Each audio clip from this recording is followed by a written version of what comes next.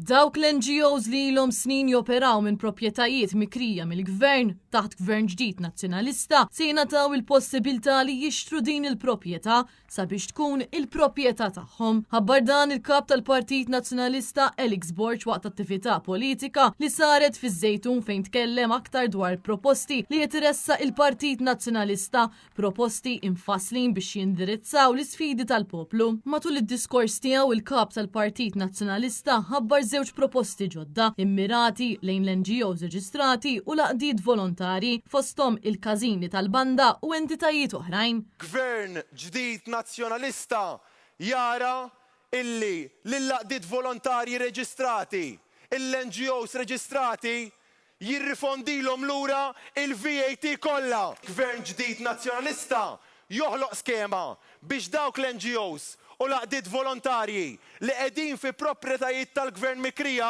dawn ikollhom il-possibilità li jixtru l-proprjetà sabiex ikun proprjetà tagħhom.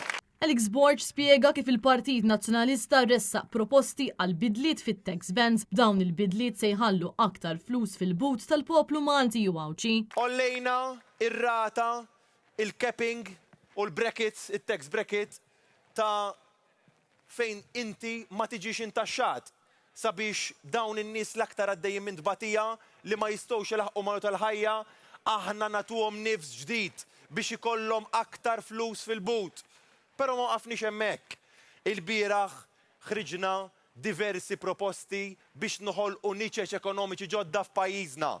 Niċeċ illi pajjiżna għaċċana lihom biex il-dawn iż-żgħażagħ li hawn madwarna nagħtuhom futur aħjar.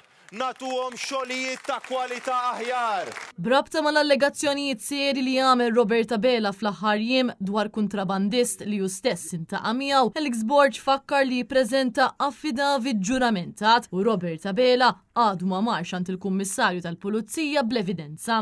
Tefattajn, akkużani illi ngħid ma' xi persuna kontrabandista m'għandix idea għal min qed jirreferi. Dalgħodu għaliex ovvjament trid noħroġ trasparenti mal-poplu Malti u Għawċi għamilt affidavit ġuramentat li jien ma niltaqa' mal-ebda kontrabandist jew kriminal imma din turi il-paniku li hemm fil-Partit Laburista li sa Partit Nazzjonalista preparat. Intant waqt din l-attività tkellmu wkoll il-kandidati tat-tielet distret. Ġenisabela Ketkuti fakret li kien Partit Nazzjonalista fil-gvern li fetaħ sptar għall-annimali, sptar li issa taħt il-Labor spiċċa magħluq. Il-kandidat ġdid Andrew Aġus li huwa veterinarju qal il-Partit Nazzjonalista li tiħabbar niċeċ ekonomiċi ġodda li se jħallu aktar flus fil-but tal-poplu. John Baptist Camilleri sostna li se jibqa' jaħdem fl-interess tal-poplu kollu.